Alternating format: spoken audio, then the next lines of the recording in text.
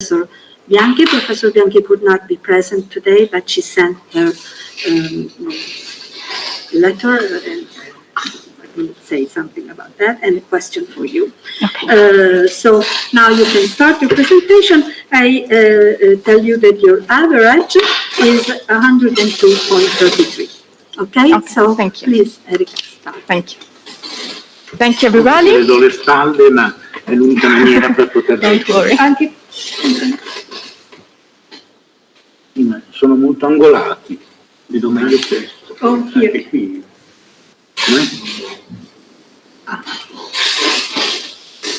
Okay. So, thank you. My name is Erika Cannone, and today I present you my master thesis, a study on some peculiar interrogative structures with che in Rome and Castelli Romani. My supervisor is Professor Adriana Belletti. So, as I said, the object of my work is peculiar interrogative structures that are introduced by che in the colloquial varieties of Italian that are spoken in Rome and in the Castelli Romani area, which is located southeast of Rome, very close to Rome. Examples include che posso avere un bicchiere d'acqua, which is a request, che è arrivato Antonio, has Antonio arrived, and ma che te ridi, why on earth are you laughing? So why these varieties? First, because I am a native speaker, and then because no previous studies were specifically conducted on these two varieties. So the scope of my work is first to formulate proposals about the role of che in these questions, proposals that are framed within the cartographic approach. Second, to investigate the connection between aspects that are related to syntax and pragmatics, so having to do with speaker's attitude and context. Third, to clarify what determines the speaker's choice for the che form over the standard one. And fourth, to understand if there is a stronger preference for the che form in the Castelli Romani area than in Rome, which was something that I expected, actually. So how I structure my work, this is just an overview. So first, I establish the theoretical framework for my research. Second, I present a review of the existing literature on che interrogatives in other Italian varieties. Third, I present how I designed and carried out my experiment, which involves two phases. The first phase based on spontaneous data, and second, a questionnaire-based survey among native speakers. And fourth, I present a proposal on the characteristics of che, and these four parts correspond each one to a chapter in my thesis. So let's start with the theoretical framework. First, I present, as I said, a review of the literature on the left causal periphery phrased within the cartographic approach. And the syntactic structure that I assume for my work is the one proposed by Rizzi and Bocci in 2017. That's the one you'll see here. And more in general, I present the cartographic approach and all proposals starting from Professor Rizzi's proposal on a split CP in 1997, then integrated with the position int, and other proposals, including Paola Beninca on hanging topic, and the one by Cecilia Poletto on a modified split CP, and the criteria approach and scope discourse semantics. Then I present the literature review on other varieties of Italian, especially other studies conducted on other varieties of Italian, starting from studies on Fiorentino carried out by Daniele Botteri and Jacopo Garzonio. They highlight that in Fiorentino there are interrogatives with optional che, introduced by che, yes, no questions, like the first one here, che hai visto Giulio, did you see Giulio? That's different from the second one, che hai visto Giulio, where che is not optional as it is the internal argument of vedere. And another characteristic form is o che è arrivato Gianni, where there is a presupposition involved, which is determined by the presence of che. And then another study, which was very precious to me, is the study by Silvio Kruskina on central and southern varieties. And what Kruskina highlights, especially for central Italian varieties, is that che is preferred in introducing questions that contain a presupposition of the truth of the proposition conveyed. For example, in requests for confirmation, like che ci sei andato al mare? And here we see that the speaker knows that the addressee was meant to go to the seaside. and then to express a request. Che mi puoi fare un po' di spazio? Can you make some room for me? Where che seems to add an element of politeness. He also highlights that che, there is a preference for che in close initial position, and so he concludes that his proposal is that in central Italian varieties, che is in a position higher than int, probably false, but he doesn't confirm this proposal entirely. He says that more research is needed to confirm this. And then other studies on northern Italian varieties. Here I mentioned just the study by Munaro and Obenauer, but there are many others by Obenauer and also by Munaro and many others, including Paola Beninca, for example. Here we see a study on Pagotto scossa, which means what? Pagotto is a subvariety of Bellunese dialect spoken in Veneto, northern Italy. And Munaro and Obenauer highlight that this scossa is used in pseudo-questions, so non-standard questions, non-questions, like the example that I mentioned here. And che, in these cases, is used to express the speaker's disapproval concerning the action that is being performed by the addressee. And it also conveys an element of unexpectedness that is emphasized. And they also highlight that a similar meaning is possible with an exclamative, again expressing enthusiastic admiration or blame with this cosa.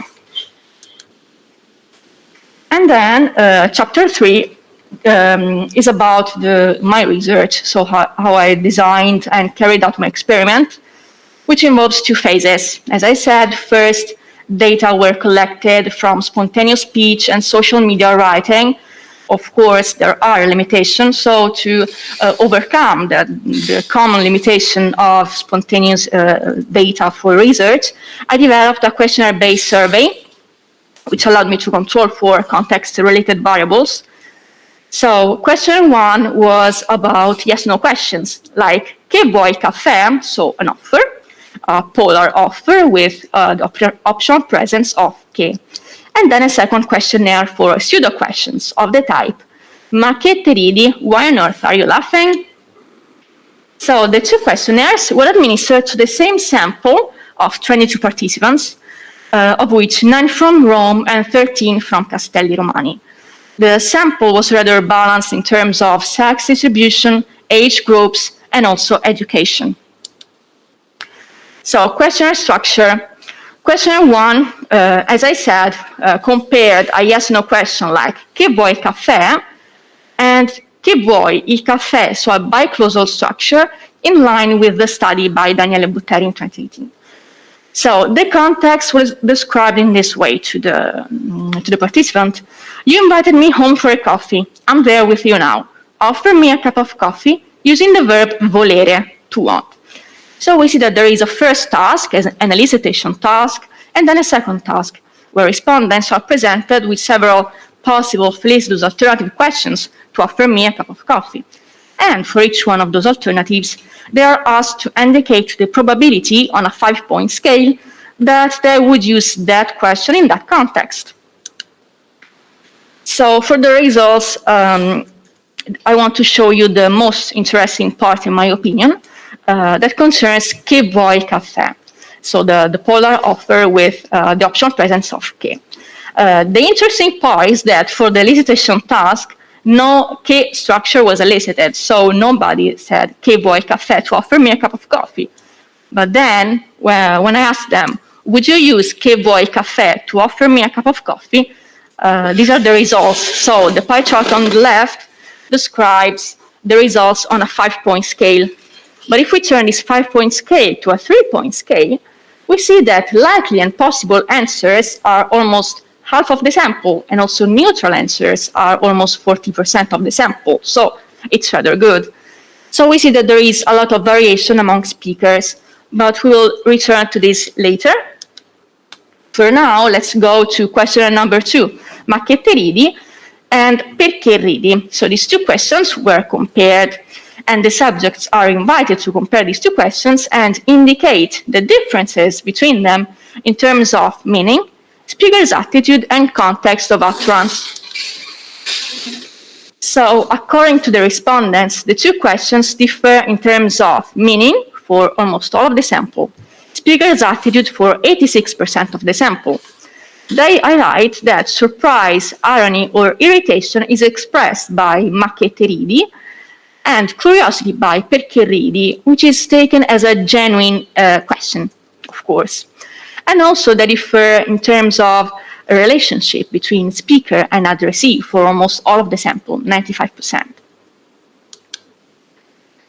So here I present another questionnaire that I developed for polar questions, because it was unclear to me whether the topic K order was allowed, and you probably remember from my presentation when I wasn't sure about this possibility of the topic K order. So I decided to do another survey, another questionnaire, because this possibility of a topic K order seemed to be strictly connected to the context. So, okay, I developed a questionnaire survey involving an acceptability judgment task. The respondents were presented with 3 questions and invited to indicate for each question whether or not it was acceptable. The questions were: che vuoi il caffè? Number 1. Number 2, il caffè che lo vuoi? And number 3, nel caffè che ce lo vuoi lo zucchero? So here are the results. Number 1 is acceptable for all of the sample. Number 2, il caffè che lo vuoi, has a top and is not acceptable for 76% of the sample. But number 3, again, topic K order, this one is acceptable for almost half of the sample. So what is the difference according to me? These are the main findings and proposals. So based on distributional properties of K and survey results, I propose that yes/no question involving a presupposition or expressing a request offer, K is in int as default position, let's say. Why? First, because there is no preceding focus, but focus can follow K. Why? For topic, preceding topic is possible, though marginal, but in contextualized offers like the one il caffè che lo vuoi. So for out of the blue offers, so non-contextualized offer, we cannot say il caffè che lo vuoi, but we can say che vuoi il caffè, and in this case, che can be in agreement with force, or even raised to force. For pseudo questions like ma che te ridi, survey results show that ma che te ridi is felicitous when it's uttered in a context where the addressee should not laugh or is not expected to laugh according to the speaker. Second, when the speaker wants to express their surprise or irritation for what the addressee is doing. And 3, when speaker and addressee are relatives or friends, because you cannot say ma che te ridi to a person that you don't know, for example. And my observation is that features 1 and 2 are also shared by exclamatives. This is also remarked by Munari and Obenauer, among others. Exclamatives with ma che or ma quale are used to deny something that is expressed by somebody else, or to reject an acceptable proposal. An example is the idiom ma che x d'Egitto, where x is an element taken as absurd. This is rather old-fashioned, we can say, but it's possible, as in the example that I mentioned here, taken from a Totò movie. But there is another example, more common, ma che or ma quale. Here, B says, ma che leopardi, Dante, answering to Leopardi a scritto la Divina Commedia, B reacts in a not so polite way to express that what A said is ridiculous. So corrects the incorrect statement, emphasizing surprise for this absurd statement, and also expresses irritation, as in the ma che ritocco d'Egitto in the example that we saw before. So for pseudo questions, Munari and Obenauer provide examples of Pagotto pseudo questions I realized with Cossa. We saw it earlier. And here I see that there are similarities between che te ridi and che cosa te ridi. So my proposal here for che te ridi is that che shares some similarities with che cosa, and there is an internal object moving from VP internal position to the specifier of the CP, probably to the specifier of a focus phrase, and this is where it acquires its import related to unexpectedness. So why like che? Because ma che te ridi can also have meaning related to reason, a why-like meaning.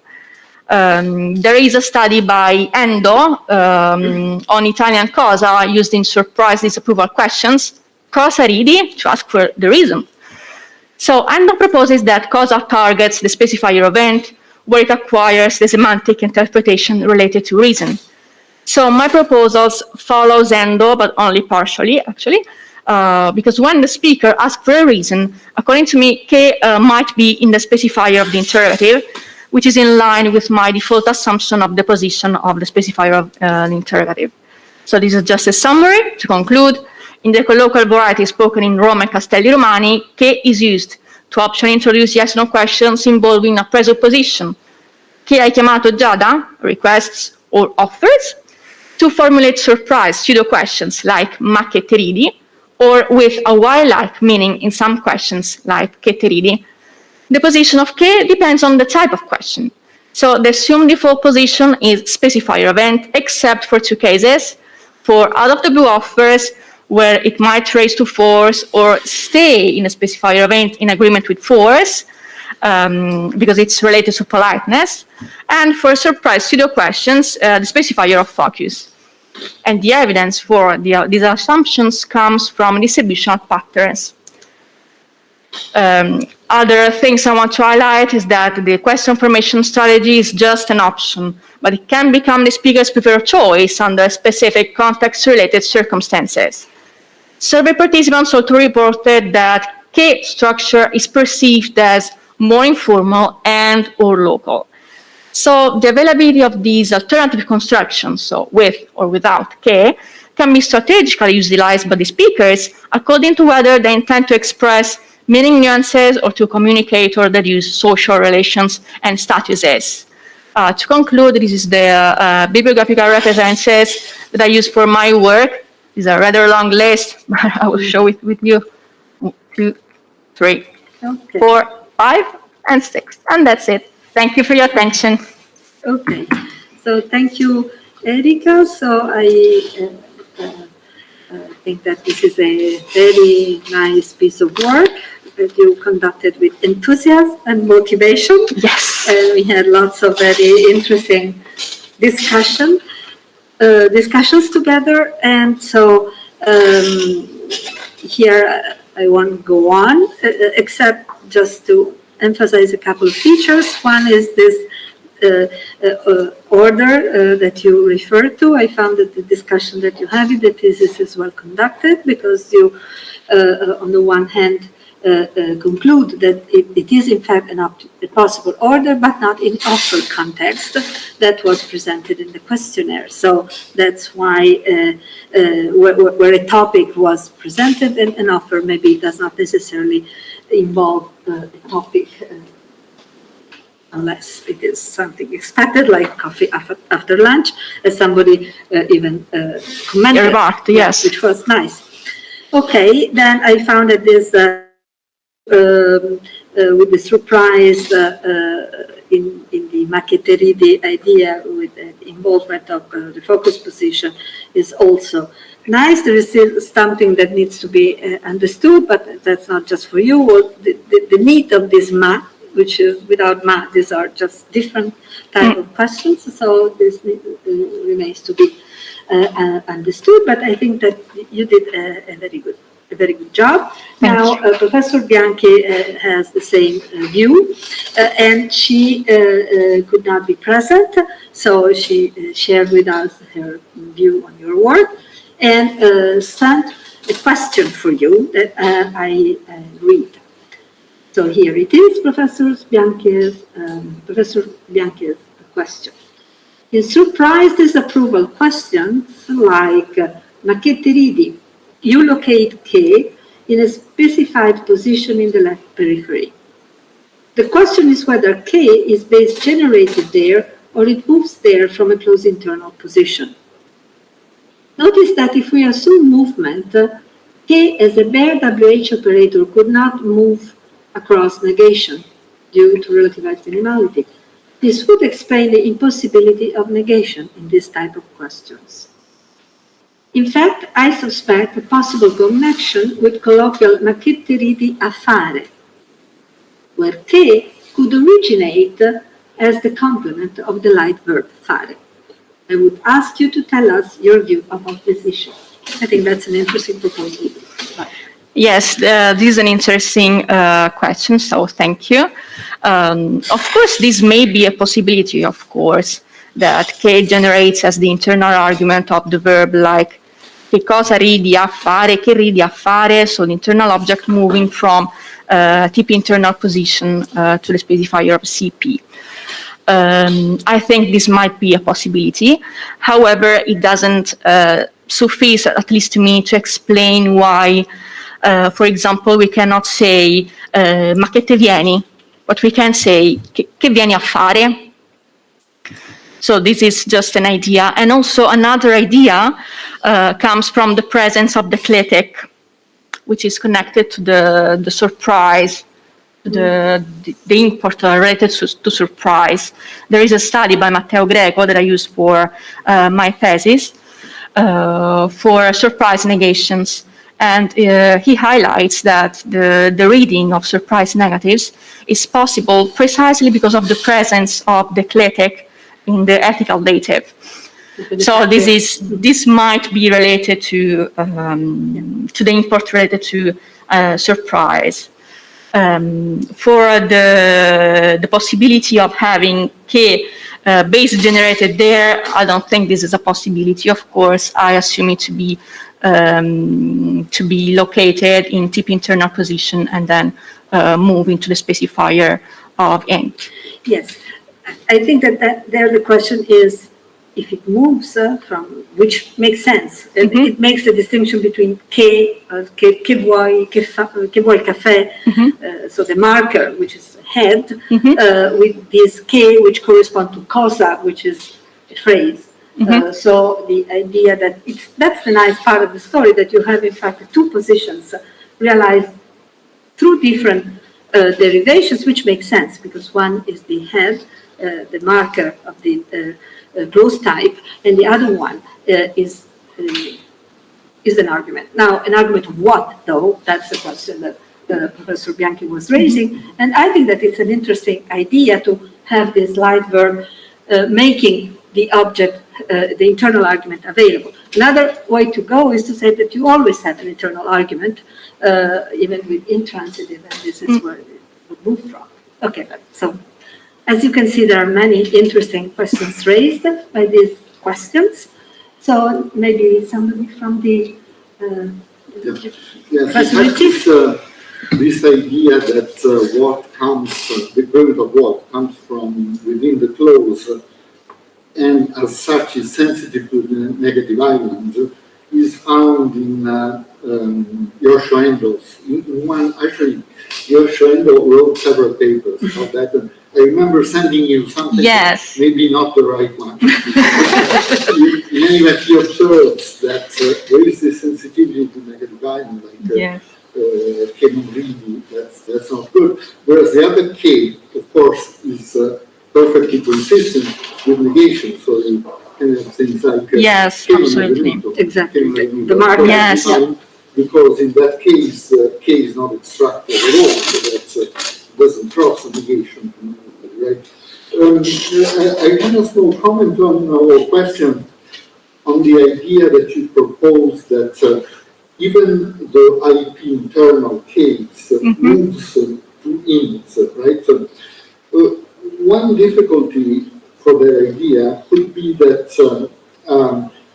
you have obligatory inversion. Well, at least I can check my own variety, which is a northern variety, and I am an L2 speaker of Roman, so I'm not, I don't have reliable intuitions. But clearly in my variety, you couldn't say things like cosa Gianni ride. That's not good. You can have cosa ride Gianni. So you can have both verbal subjects. And, you know, if you take the case of the typical filler of int, which is y, y does not trigger inversion. So you can say perché Gianni è venuto, for instance, right? So if it's always the case that when int is involved, you do not have compulsory inversion, that could be a reason for assuming that even this K does not really go to int, but to focus, let's To say, focus, Which is to semantic projection. the Is that what you yeah, said? that's the idea. Yes, that yes, goes- yes. Okay, so For this Lower case, position, lower yeah. position, yes. Okay. That's the difference between perché and cosa. Yes, for the perché reading, it is the specifier event for the reason that you described, also mentioned by Endo in the paper that you sent me. And Which was nice. yes, very useful, so thank you. And the position for Macchietterini with the surprise is for the specifier of focus, so lower position. Okay. Thank you. Other questions? So I think we are done. So Thank maybe we invite you to Leave. Thank and you. we follow the regular traditional procedure. We Okay. need to discuss that. Lovely. Thank you.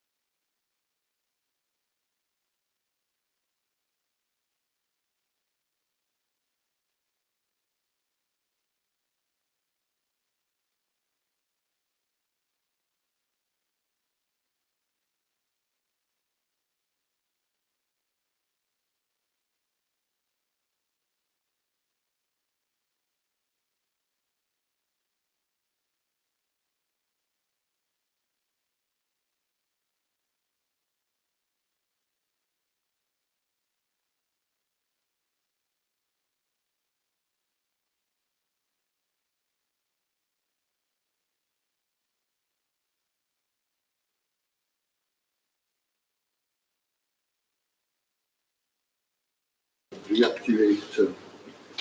Erika Cannone. So given the results of your academic career, this commission has approved your degree examination with a score of 108 out of 110. Therefore, by the powers conferred in us by the Chancellor and in the name of the law, we proclaim you Dottore Magistrale in Language and Mind, Linguistics and Cognitive Studies. And congratulations. Thank you. Thank Thank you. you, everybody. All that need to be said was said. Okay, good. Thank you. Unfortunately, we cannot shake your hands. We do like that. I wanted to lift up. Oh, this is very nice to have an old-fashioned thesis. I'm very happy. Thank you. Leave it here. Thank you. Thank you so much. And No shaking hands. No shaking hands. unfortunately, but I wanted to take this opportunity to thank all of you. It has been a privilege for me to work with all of you, so thank you. We are happy that you were happy. Okay, bye-bye. Bye. Ok, Dovrebbe essere, credo che in inglese normale si dica bestowed upon thee. io ho letto. A me suona meglio Shakespeare non bestowed. avrei potuto dire meglio. Ok, so, Io torno, vi saluto tutti e però tra 5 minuti, 10 sono non collegato. 10 perché andiamo di seguito. Sì, sì. Subito. 5 minuti e sono collegato. Ok, va bene. Vado, grazie. Ok. 1 second, Caterina.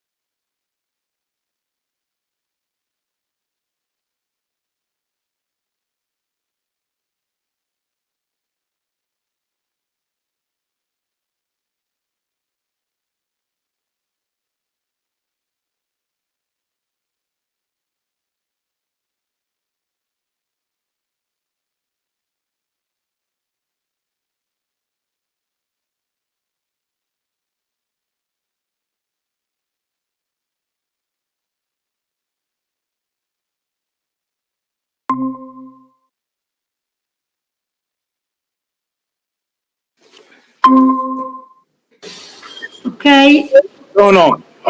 okay, sorry for the... Yes, we see you. Thank you. So Caterina Schiariti, we can start with you now. Okay, so Caterina, are you there? Can you hear us? Caterina? Yes, here I am. Can you hear me? We can hear you and you can hear us, right? Yes. This is good news. Okay, so Caterina Schiariti presents a thesis with the title A Cartographic Analysis of Ka and Mu. Professor Rizzi is the supervisor, I am the controrelatore. Professor Rizzi presented your work to the committee, and now it's your turn. I inform you that your average is 106, so you can start your presentation. Thank you. Okay, thank you.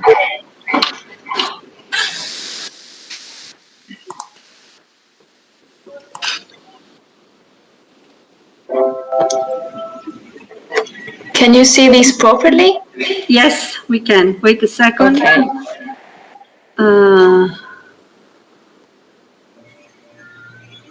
I forgot what I should...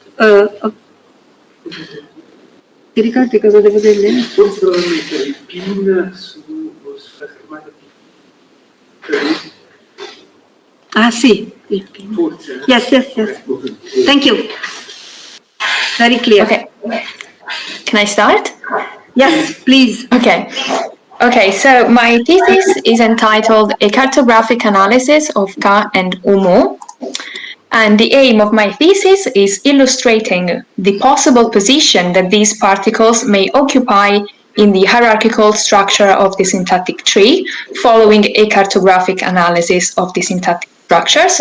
And the linguistic variation that has guided my research is Santa Domenica di Ricadi variety, which is spoken on the western coast of the area found below the line of Nicastro, Crotone, Catanzaro.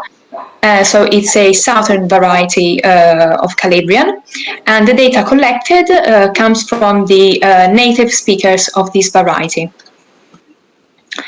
So I think that Ka and Umu have in common, first of all, is the fact that they introduce embedded finite clauses, and they never introduce subjunctive or infinitive mode. So this is very clear if we compare the Santa Domenica di Ricadi sentences, which we can see in sentence 1 and sentence 3, and we compare it with the equivalent in Standard Italian, and we can see that Standard Italian used the infinitive and the subjunctive, which is not in this variety. So at first it was thought that maybe this could be related to the verbs, so to some kind of semantic characteristics of some verbs. But then after some text, it turns out that this could not be intended as the right explanation, but actually it should be found in syntactic terms, so in syntax.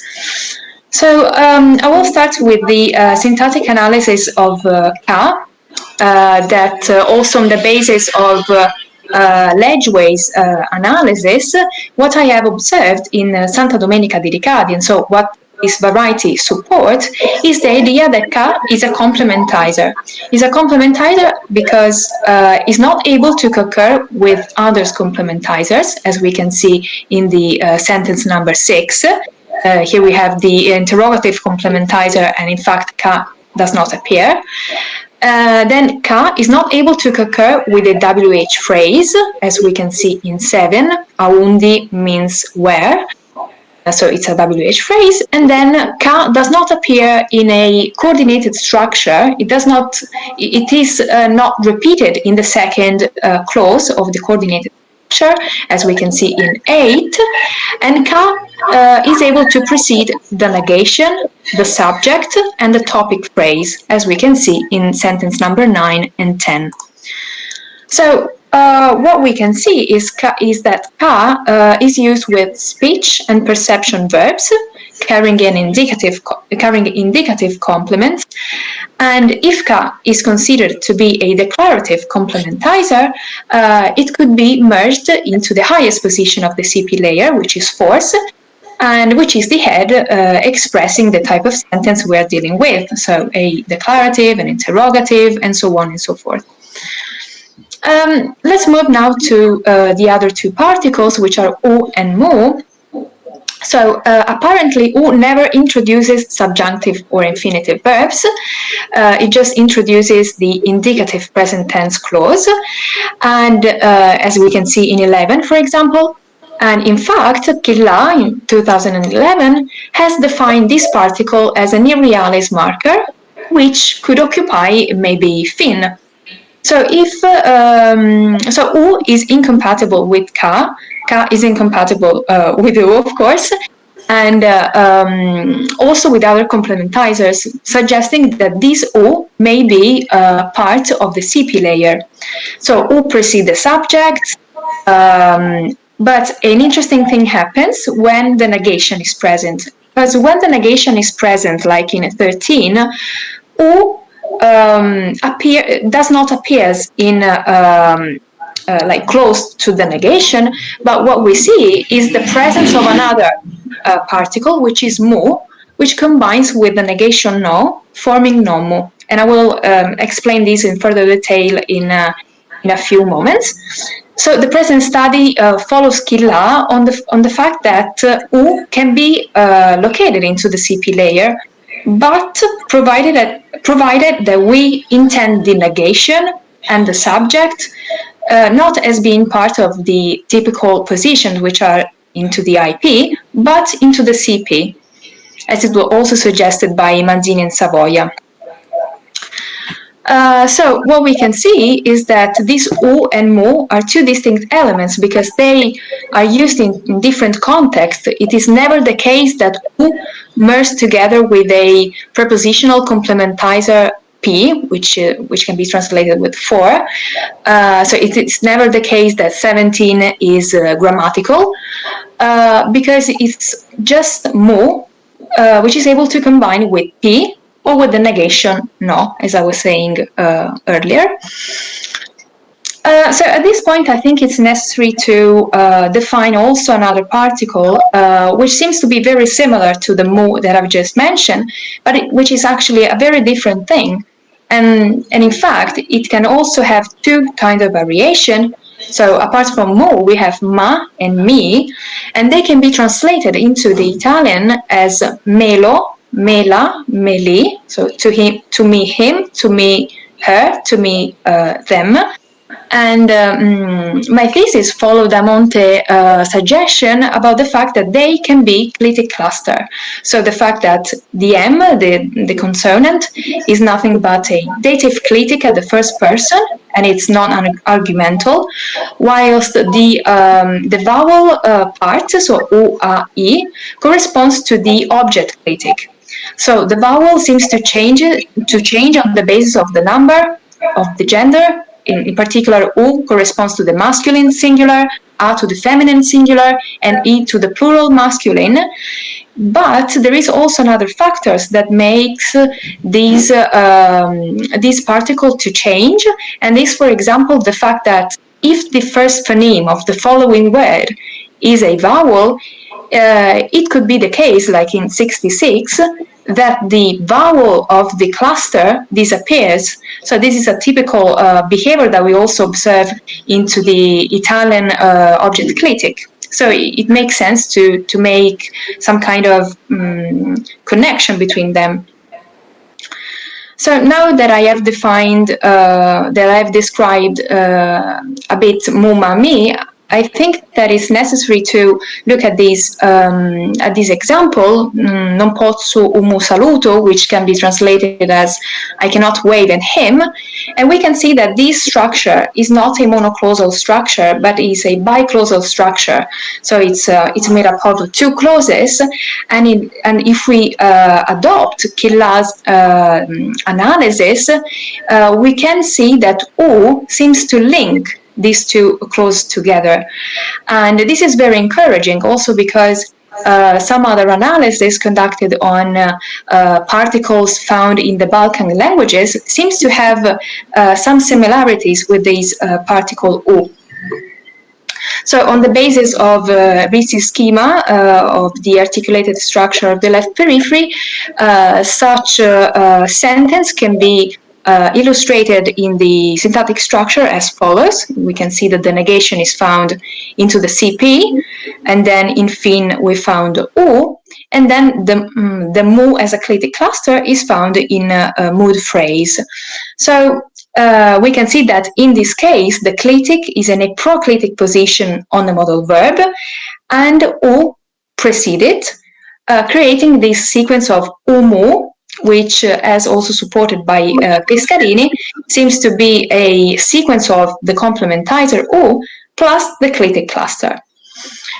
Furthermore, it can be noticed that in the example 13, U seems to block the raising of the clitic, because in the higher position also the verb is a finite verb. Whereas if you look at 14, it looks like the clitic that is found in a higher position, I mean, we can also find the infinitive, and and the clitic is in a higher position, and U is not present. There is another particle which has been defined by Gillat as an infinitival introducer, which is E. So two more elements which are that I mentioned before, which are P-mu and non-mu. Let's start with P-mu. P-mu is made up of P, which means 4, and then mu. And P-mu cannot be considered to be a cluster, because in this variety, I have observed that there is some elements that can be found in between, like, for example, the negation, as we see in 19, VDP non mu cadi. And also P-mu and U seems to be interchangeable, so they can be so P-mu can be substituted by U without causing any change in meaning. And so another interesting thing is that U cannot separate P and mu, and this also reinforces the idea that we are operating into the CP layer. If fin, for example, is occupied by P, U, of course, cannot appear as well, because we are hypothesizing that U is also found in fin. So the fact that P-mu is not able to concur with K may think that is located in force. But as it was also supported by Roberts and Rousseau. But what can be observed in Santa Domenica di Riccardi variety is that if I insert a topic phrase, we should expect P to precede this topic phrase. And this is not the case, because as we see in 21, P-mu is following the topic or the focus. So I think that P could be a good candidate for occupying the fin in the C domain, as basically does for in English, as it was suggested by Rizzi. So I think it's also necessary to assume Da Monte's analysis on the fact that fin is intended as an abbreviation for different functional projection and for any flexive traits which are copied into the CP, projecting their projection. And also this study follows Da Monte on the fact that P is higher than the non-veridical trait, and in fact could be located in here before the mood phrase and before mu. When it comes to non-mu, it looks like in Santa Domenica di Riccardi there are two types of negation. So we have non and no. Non is found in isolation, and it does not combine with anything else, whilst no combines with other elements, like, for example, mu, forming non-mu. So if this analysis is considered to be correct, we should assume that the negation operate into the CP. And this is something that in the literature has been found in Cinque 1999, for example, in which he was saying that the negation can be found on top of every adverb-related functional projection, but also it was found in an interesting study conducted by Zanuttini, in which she was proposing 4 different strategies in which, in some Italian dialects, in which the negation seems to operate into the CP layer. So the example of Santa Domenica dei Ricadi could be just like a 5th strategy in which the negation is found in that position. So if U and Mu are generated in fin as the other modal complementizer, it can be claimed that the negation occupy a higher position, as it was also supported by Roberts and Rousseau, Manzini and Savoia, Da Monte, and it can be seen in these syntactic representation in which the negation is found right before the Mu, which is found in fin. And to be precise, it should be said that in Santa Domenica dei Ricadi, the negation is not always found in that high position. It's also found in its typical position. So for this reason, we can say that the negation from its tip raises up high in the structure to reach the left of Mu. So to conclude, the present thesis has outlined the syntactic behaviors of these particles in Santa Domenica dei Ricadi, and it also attempted to identify the syntactic labels that they correspond to, and they can be basically summed up in the following way. So U occupies fin, whilst the K occupies force. Thank you for your attention. Thank you, Serena. Thank you for your presentation. I hope you hear us. Yes? Yes, I do. Maybe the supervisor wants to make some comments or ask some questions, and then I will say a few words. Maybe just to say that I was pleased to supervise Caterina here, which brought me back to work that I had done some 40 years ago with Professor John Trumper, my colleague at Università della Calabria, at Cavacata di Rende, where I taught many, many years ago. So it was nice to go back to these facts. In fact, the situation in Santa Domenica dei Ricadi is a bit different, dialectologically speaking, with respect to the varieties that we discussed, not surprisingly, because, of course, when you move to one village to the next, you find a slightly different arrangement of things. But in a sense, it was also a pleasure to discover that these 40 years did not elapse in vain, because we can now ask the same questions that we asked 40 years ago, but in a much more sophisticated way and with much better tools. Let me just make one comment that just occurred to me by listening to Caterina. This P-Mu case that you discussed with many other cases bears a striking resemblance, particularly in view of the identification of P with 4, with English complementizer 4, with certain varieties of English, like so-called Ozark English, spoken in the Ozark Mountains, and other varieties, in which you can say the exact equivalent. Yeah. So you have things like, with control verbs, in fact, things like, I would prefer for to go. I would prefer for to go. And for to is essentially like your P-Mu. P is for, and Mu is, well, somehow to be assimilated, not exactly like to, which is an infinitival marker. That is not an infinitival marker, but it's some kind of lower marker in the structure. So it would be interesting to do a comparative analysis between the Calabrian dialects and these varieties of English, in which the same analytical questions arise. Is it the case that 4 starts in complementizer, 2 in a lower position, and then 2 incorporates into 4, for instance. That's one possibility. Or the whole structure is reanalyzed as a complex complementizer. There are many options, but this parallel I thought was quite striking, and I think it was pursuing it. Okay, so that I just wanted to say that, but I was pleased to direct this work. Okay, do you want to answer or say something in response? Yeah, I agree. I think they're very much alike. 4, 2, PMO, I think they can be analyzed probably in the same way. Yeah.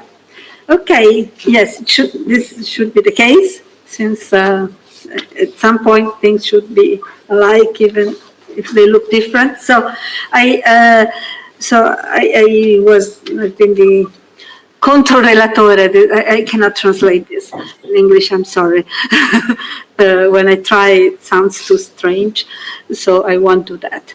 Of this thesis, and I read it with really much interest, and I found it so rich and really inspired by this variegated set of data and comparisons that you made.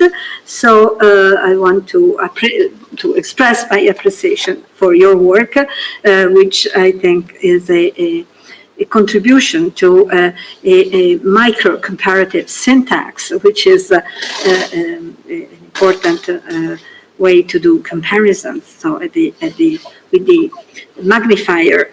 So using the magnifier now, as in your final, just a couple of questions or remarks, I don't know how to call them, just on your last slide, you had this conclusion that chi is high, U is low, and then mu is within the TP, say the IP domain as a cluster, which makes a lot of sense for the reasons that you mentioned. And so this is very good. That then in the thesis sometimes there is a bit of an oscillation about mu. Which at some point is located back to the CP. So I would like you to clarify a bit on that, because to me something like what is it? Nomu could be really close internal negation, so IP internal negation that incorporates on the mu marker, this cluster, and then maybe so something that remains low, as the PMU also seems to indicate. So I would like you to clarify this, the fact that mu at some point is assumed to be higher.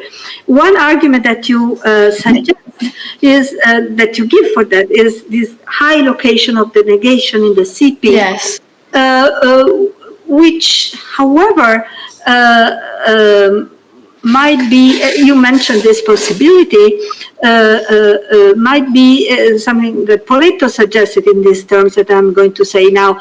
It could be like a syntactic realization of the negative raising operation that is known to occur. So you would have this nomu created in the syntax and then maybe raised higher if we need to have it higher, whereas PMU would not constitute the same kind of cluster, but you would have P infin and mu, and having a kind of phonological cluster. So what do you think about this? I don't know if I would call them questions or remarks, or just thought about reading your work, generally reading your work. Yeah, I put this mu on, I don't know if on the thesis it wasn't clear, maybe the distinction between the mu ma mi and mu as part of PMU, maybe that part was a bit misleading, because mu, when it's a part of PMU, it basically could just occupy the position that O occupies. I mean, it will sound ungrammatical if put lower in the structure. It will, this is because of P, right? yeah. So maybe I wouldn't put the other mu on the CP. Okay, yes, because the idea that you have some raising also in the imperative, I mean that the imperative involves the CP also related to the same kind of family of like negative raising and the raising of the imperative. So I think that there is interesting material to dig into in this distinction between types of move. Okay, so thank you very much. Very inspiring work. So maybe, do you want to add something? Do you want to ask something? So I think we are done. And maybe we go on faster, and as we do, or we, yes? Yeah, perhaps. So we do as we usually do when we have the online. Today is a kind of mixture of the two, so we have to agree.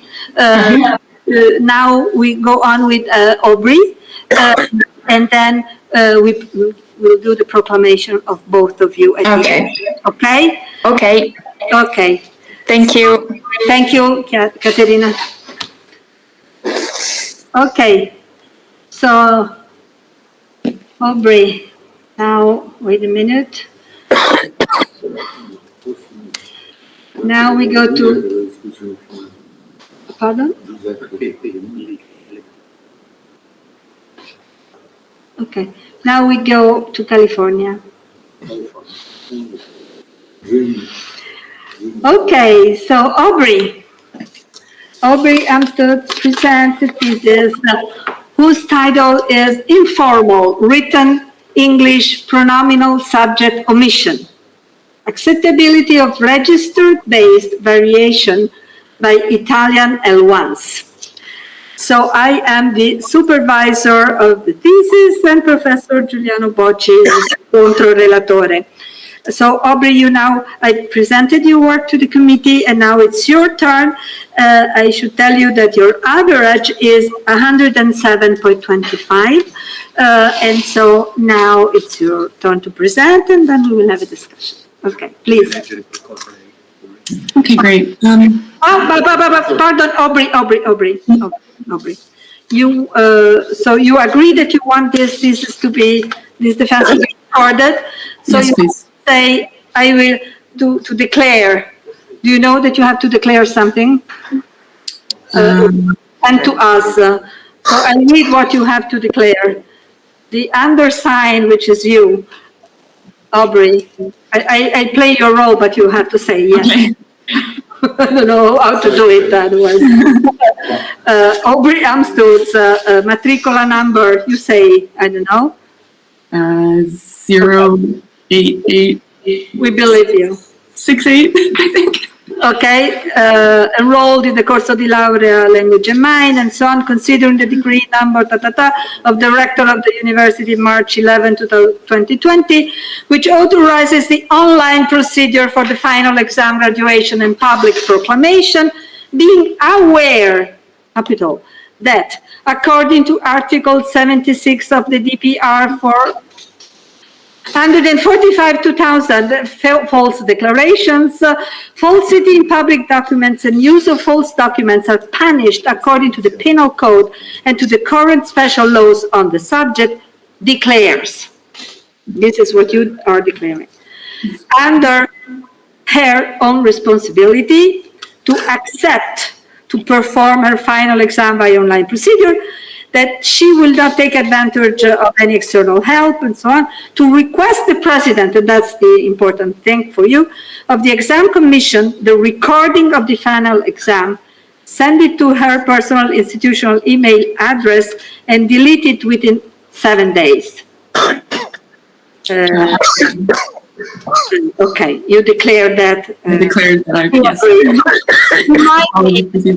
And you will have to do something like a declaration for the final part. Go ahead, please. Great. Great. So let me. Yes. Okay. Can you see it? Yes. Okay. Great. So the topic of my thesis is a phenomenon of subject pronoun omission in a particular register, which is informal written English. My experiment compares the judgments of Italians learning English with English native speakers on specific types of these pronoun drops.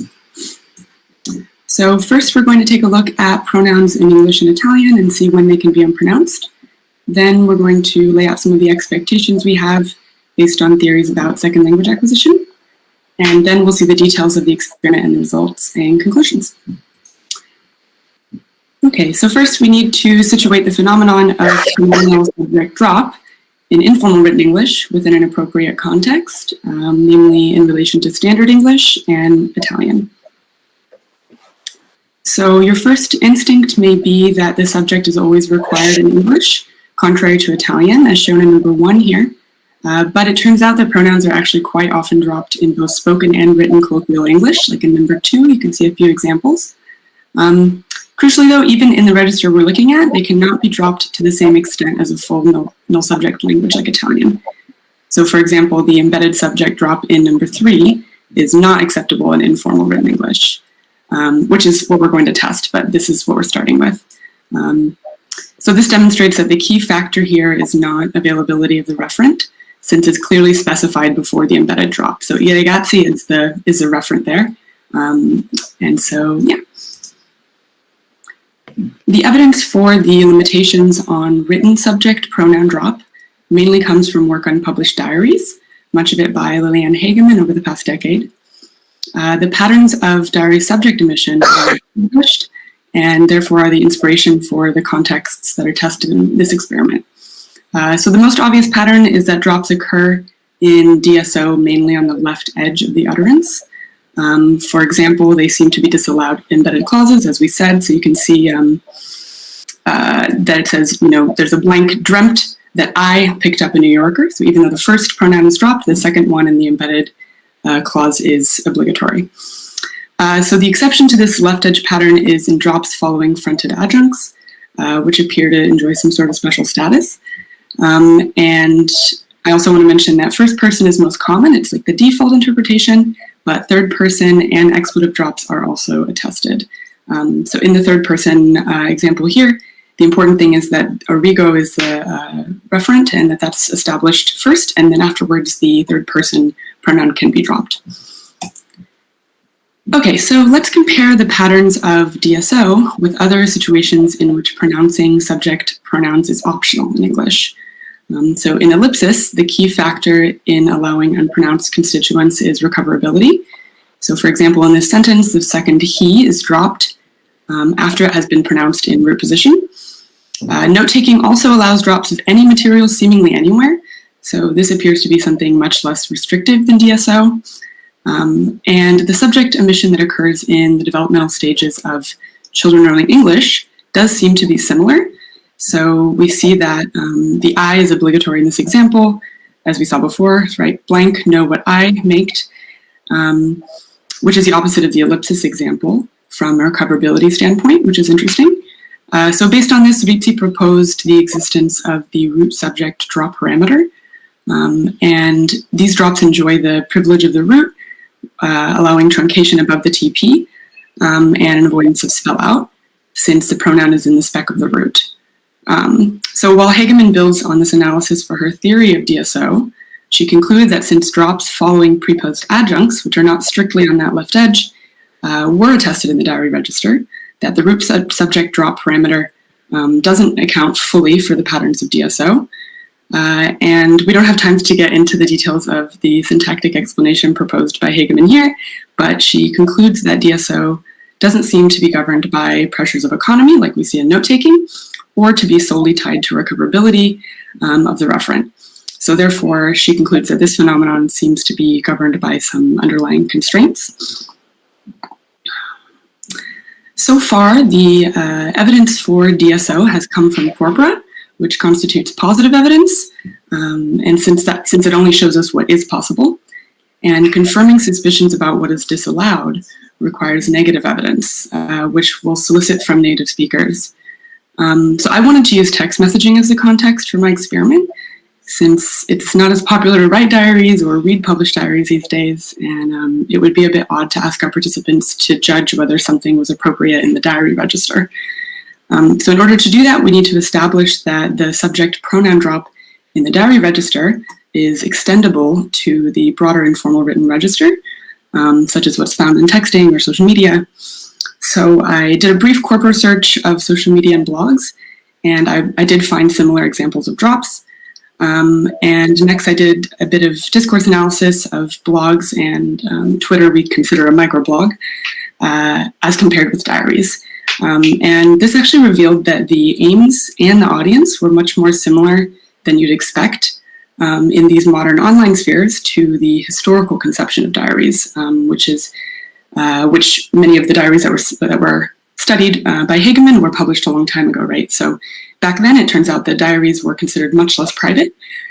So I think that it's fair to extend these expectations to informal written English. So I'd also like to mention that Andrew Weir has proposed a theory about subject pronoun drop from the domain of phonology, arguing that the left edge deletion, which occurs in spoken English, could be extended to the written domain. Excuse me. So fronted adjuncts are also a problem for his phonological analysis, since he proposes a gradual deletion of material in intonational unit chunks from the left edge inward. And he does suggest that with some syntactic assumptions to account for these fronted adjuncts, his approach could provide a unified theory between the written and spoken phenomena, which would be preferable, perhaps. So Weir also notes that subject pronoun drop does not seem to be available for the second person, as evidenced by the comparison of these two sentences. And he suggests that the syntactic analysis of imperatives, namely that they encode the addressee in the syntax, might provide a useful analogy. So I feel that while the analogy of SPD encoding the speaker is very interesting, on a more practical level, the unavailability of second person could be related to the possible service level ambiguity with subjectless imperatives. So you can see that the mood of my example here would be ambiguous if we were to drop that second person referent. So while this idea has yet to be developed, it raises a suggestion which this experiment sought to verify, which is, can second person pronouns be null? Okay, so now we're going to take a look at some of our expectations from a multilingualism standpoint. So the generativist approach to second language acquisition starts from the assumption that learners have some degree of access to the binary parameters of universal grammar. These parameters may or may not be identical between their L1 and L2. Therefore, transfer from their L1 can aid them in some scenarios and be detrimental in others. In the case of subject pronouns, Italian native speakers are expected to need to reset the initial positive null subject value for standard English, but then another parameter we suppose is responsible for the type of subject drop in this particular register. So learners are expected to encounter parsing failures as they attempt to utilize their initial L1 base grammar to comprehend these L2 structures, which over time leads to the development of a more native-like L2 grammar that has an increasing number of correctly set parameters. So the poverty of stimulus argument has been recruited from first language acquisition to explain the acquisition of some of these abstract properties that learners appear to master without much input, which includes that specific property. And I want to give a little bit of space to the competing theory here, which is the usage-based or functionalist approach to SLA, which relies on statistical learning and other general cognitive abilities, rather than access to universal optionality of properties. So though explanations for the stages of behavior that we observe during this process differ, the role of input is central in both theories. So you can take a look at the types of self-reported input from our participants. So we had 17 out of 72 had spent 3+ months in an English-speaking country. 45 participants did, these are the experimental participants, did report that they regularly use social media in English. 23 reported that they regularly messaged with English native speakers. So we want to keep that in mind when we make any conclusions about what they would have been able to learn from the input. So this experiment didn't seek to quantify the input of the participants in any precise way, but it is by its nature a test of competence in relation to input, because it's a register-based phenomenon, and it also doesn't follow like an obvious rule. So if one were to ask a native English speaker to define the exact constraints on this, it would be very unlikely that they would be able to do so, which just illustrates how tricky it must be for a second language learner to pick up on these subtleties. So on one hand, our participants who likely learned standard English in a classroom in Italy, most likely, have certainly heard the explicit instruction in English to always pronounce the pronoun, since this is a very key difference between Italian and English. On the other hand, depending on their level of English, their mental grammar may have correctly reset the parameter responsible, so it may be sort of enticing them to allow certain types of drops. The kind of statistical scorecard that's in their memory may be affecting their judgments as well, based on how much contact they've had with this register. Okay, now we can take a look at the experiment. So I used a 7-point scale acceptability judgment because I wanted to capture all of the subtle shades of acceptability, especially from native speakers, about the pre-post adjunct and second person conditions. I had 66 native English speakers in the control group and 72 Italian native speakers in the experimental group. I also conducted a pilot experiment with 2 native English speakers and 1 native Italian speaker, where I asked them to narrate their thought process for each selection, which was very helpful in finalizing the stimuli and the experiment instructions. And then at the end, I had a survey with some debrief type questions since it was unsupervised. So the experiment was conducted completely online using IBEX Farm, and the stimuli were fed into this fake WhatsApp screenshot generator to replicate the naturalistic setting as closely as possible. The experiment asked both groups to judge subject pronoun drop in these different declarative contexts. You can see under item type. And as you can see from the condition list, both the overt and null version of each individual conversation were tested as a measure of control. So I had 32 experimental stimuli and 32 fillers. I was very careful to keep the drop in front of the same lexical verb and the linguistic material constant as much as possible across conditions. So you can see an example of an item here and how it was varied across the conditions. So each item was assigned 1 person category and then adapted for the different conditions. So first person and third person were evenly distributed among them, both singular and plural. Referential it and expletive it were excluded for the sake of simplicity. So if you take a look at this item, you'll see that the sentence with the target construction, which is "they wanted me to wash the car yesterday," was adapted to include an embedded clause for C and D, for example. I can't believe that they wanted me to wash the car. And then while this was a third person plural item for conditions A through F, I had to adapt it for G and H to be a second person. So you can see that the nature of the conversation needs to change a little bit to make the second person referent the most likely candidate, which was very challenging.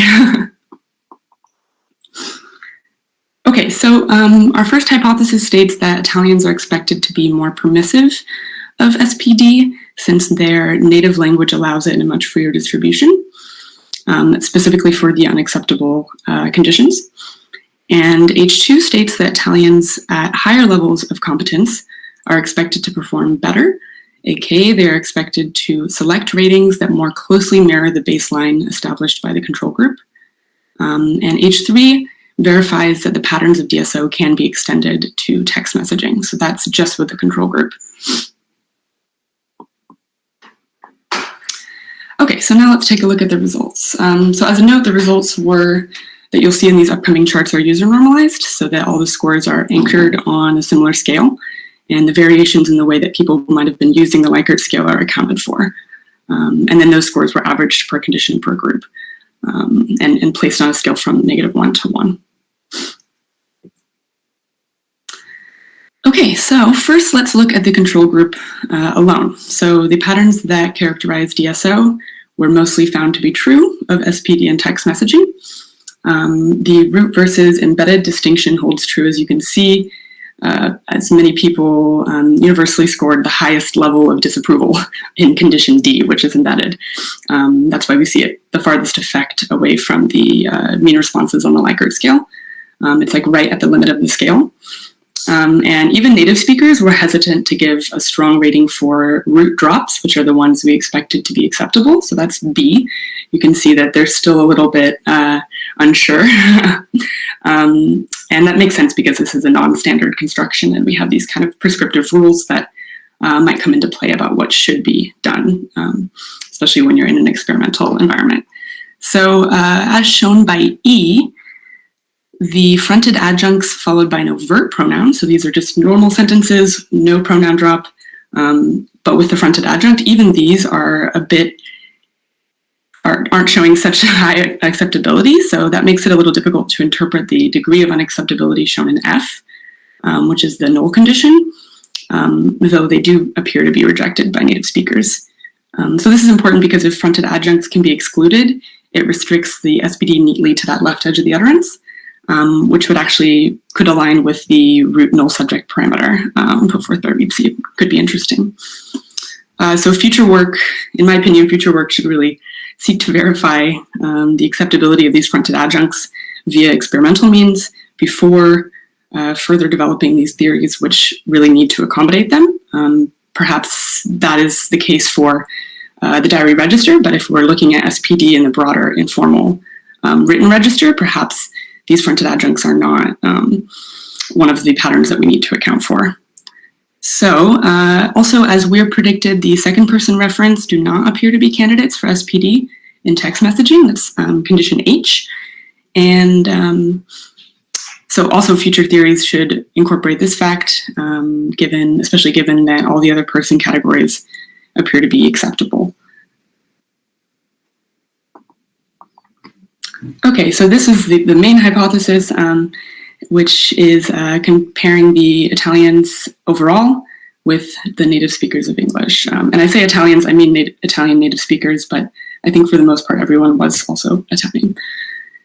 So let's start with the unacceptable drops in D, F, and H.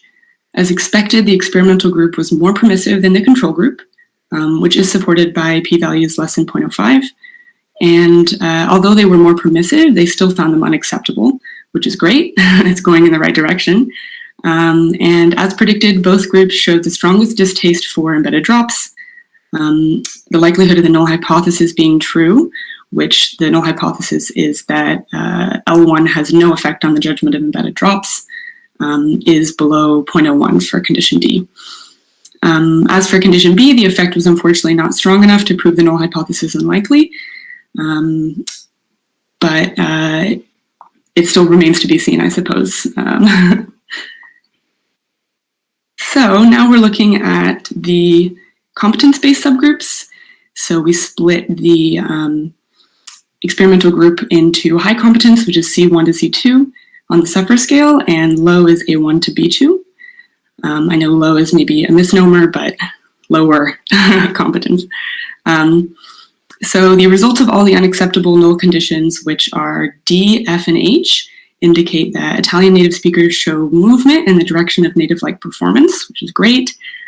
Judgments about condition B are split between the two groups, but both hover around the median Likert score. So we can say overall both groups were rather undecided about it. Even the native speakers were a little undecided about it.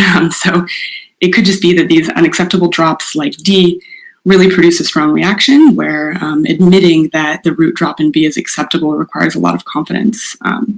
So that could be the explanation there. Yeah, so the most important results from this study are that Italian native speakers seem to be sensitive to this abstract property of a register, which is never explicitly taught in EFL curricula. The constraints on this property are so subtle that the phenomenon itself has been difficult to accurately describe, and it's still unclear if drops following pre-post adjuncts are licit, and I would have liked to see stronger results for the second person condition. So I think more work needs to be done before we can talk about SPD in the broader informal written register. So as we talked about in the input section, a non-trivial amount of participants did report regularly interacting with informal written English through social media or texting. And so if this interaction alone was sufficient to override the explicit grammatical instruction from English courses, it would certainly be an impressive feat for the pattern recognition and statistical generalization capabilities of the human language system. But future studies could use computational models that quantify input in a more precise way to determine the plausibility of success on this task given a certain amount of input. So if these models show that what not to do was not reasonably extractable from the input ingested, it may instead indicate that these learners are relying on access to parameters within universal grammar. Great, okay. Thank you, everyone. A pleasure. And I have the references as well if you'd like to see. Okay, Aubrey. So this was nice. Just a few words. As I said, I presented your achievement to the committee already. And here I want to emphasize that it was really interesting the way you approached this issue, and in particular the issue was interesting, namely, the idea of addressing this issue was particularly, I was particularly pleased by this idea that you had, which was your idea, namely to test something that has been studied a lot, especially in acquisition, to see it in other forms of acquisition, like L2, and where this domain belongs to a register type area, which is something that is not taught.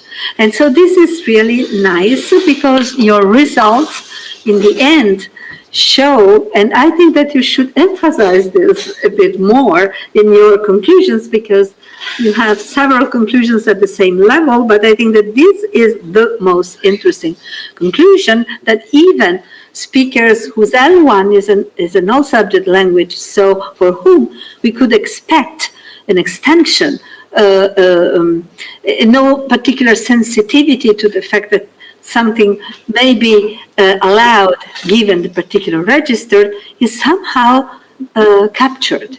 So the root embedded distinction that we started with, that we talked a lot about, came out. So it's true that in a way the Italian natives tended to say, well, maybe, but it was such a small result, and so overall they made a distinction.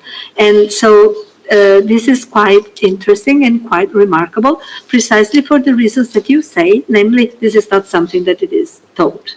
Okay, actually, if anything, the opposite is taught. It's that you need, it's insisted on, you need to pronounce the subject. So I think that is, I saw your nice presentation for, I told the committee that you kind of returned for as kind of gratitude to your participants at CLA, the results, and you explained what your work was about.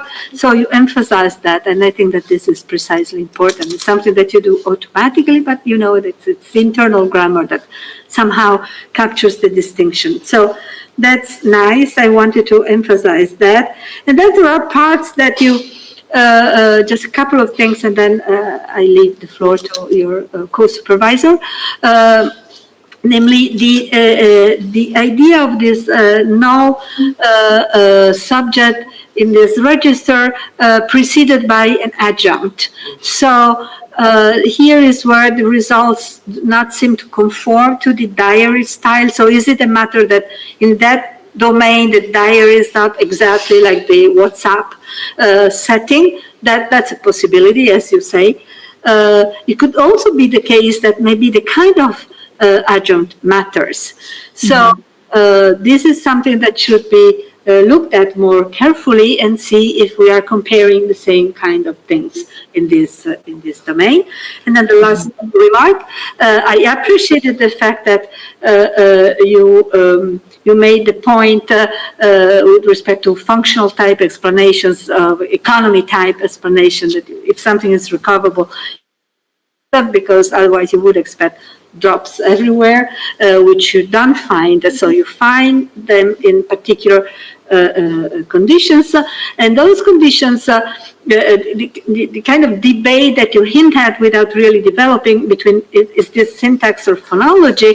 Well, I mean, in the end, it is of course phonology, because you either pronounce or not pronounce. So this has to do with something which is necessarily phonological, but the conditions in which you can do that, even in the phonological account, are a syntactic position. So it's the edge position. So this needs to be said. So this means that that's the crucial property. And the fact that your results go in that direction very clearly, it's an interesting, I mean, it's a contribution to this point. Okay, so this. Yeah, one of the key assumptions for WEIR is that these phonological processes can operate on utterances that are never meant to be spoken. So you have to obviously take that assumption to then believe the rest of his theory that it could be extended from the spoken to written. Exactly. So, Professor Bocci, that's your. Yeah. So I am extremely pleased. Sorry, I can't hear you. Maybe you come closer, yeah. The microphone is even better. So I am extremely pleased with the result of the study, as well as I was pleased in collaborating, or even if marginally, to this achievement. I think it's at the beginning, I have to say, I was a little bit. I had some doubts, let's say, because I couldn't see exactly where you wanted to go. But after a couple of meetings, I really appreciated how much attention, care, and care you devoted to designing the experiment, and also, let's say, adopting control techniques to explore facts which are kind of volatile as the register facts. So really, really impressed. I would have, let's say, not even a real question, just I wanted to hear your opinion about a secondary aspect, something that your study opens up. Leaving aside a functionalist perspective, okay, so this is not where I want to go. There is something, let's say, missing. This is not a critique, but here I would be interested in collecting results of a similar experiment done with a completely different setting. Let's say trials, a formal register. You see? Mm-hmm. So which kind of expectation, which kind of prediction could you formulate? Because at a certain point you said that maybe Italian speakers capture somehow this type of input, right? So they even converged without formal teaching into this result. However, it may be also the case that some properties, completely structural properties of the language emerge. Okay, so for instance, the difference between metrics and embedded domain, something like that. So if I understand correctly, the prediction would be that if second speakers of English are sensitive to this kind of structures, kind of independently from the register, they should display the same patterns also in different contexts, right? However, let's say, formal speech or something like that. On the contrary, if the input was somehow categorized by the learners in this kind of register, accept these structures, then we should observe, let's say, an asymmetry and sensibility, at least for advanced speakers, between what's up on the one hand and, let's say, trial transcriptions or whatever. So I wanted to know your, let's say, insight of impression about this kind of issue. Yeah, I think it's a great idea. I hadn't thought of it. But so the idea would be to have speakers kind of sort the correct type of sentence to the context that it matches, or just to see whether or not, you're right, because right now we don't know whether they have like a conscious understanding of what the fact that this was text messaging and that that's different as a register.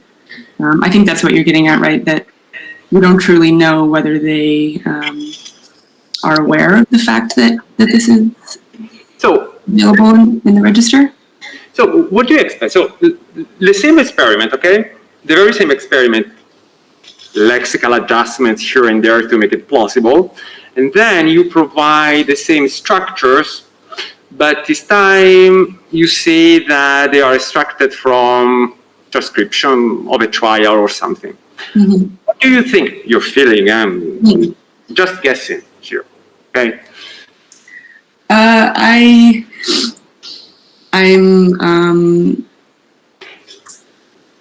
more pessimistic, I think, than I should be, perhaps. I think that they might still accept it. I don't know. I'm not sure. At lower levels, especially, I think they might still. Whether we expect them to, whether we think that they actually noticed the missing pronoun and then responded accordingly, or whether we think that, especially maybe at lower levels, they didn't even notice that it was missing, in the same way that you would see these, mistakes in production, that they don't even realize that there was something that they should be aware of. So I guess that it depends on how you're interpreting the results. If you think that they made a conscious choice and they know, or whether they didn't even notice that it was missing, and whether or not that would extend to like the standard English context. I think that could help illuminate what was happening there. Is that? The question. I just we would like to know what the baseline is with the native speakers of this. Also, yeah, possible transcripts. Absolutely. And then from there, to see if these are really two different registers.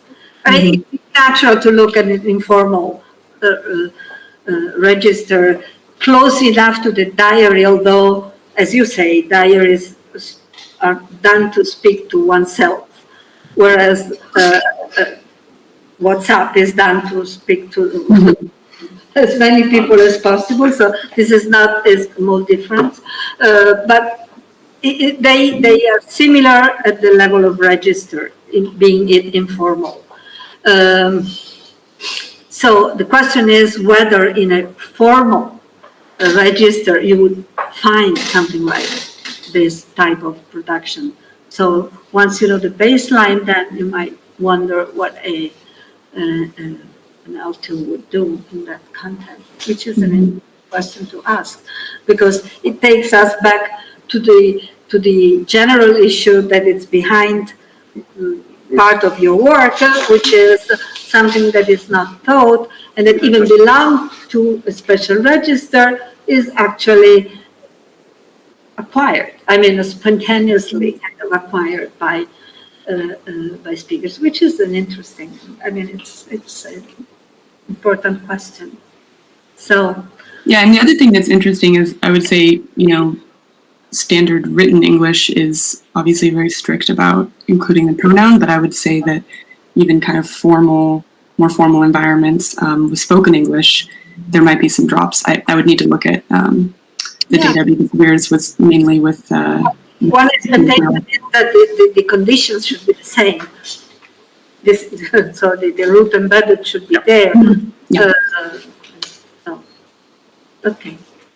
So next, this is, will be on that, okay? So thank you so much, Aubrey. Wait a minute, you should have it after event declaration, which is you are the same person as before. I'm not gonna say that again.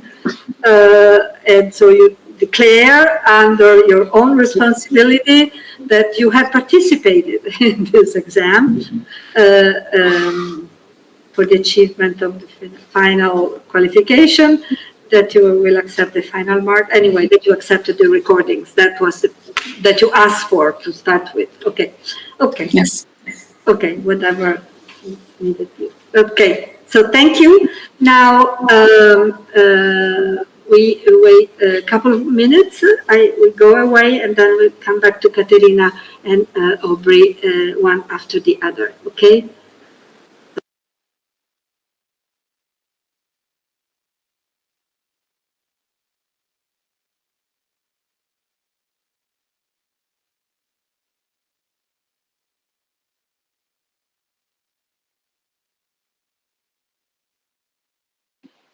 Adriana, che cosa devo fare io? What am I supposed to do? I don't know. Diglielo casomai, prova a chiamarlo You should disconnect your audio and take the telephone because, or come here. But, okay, so turn your audio and video maybe off. Take your telephone. Pronto, chi parla?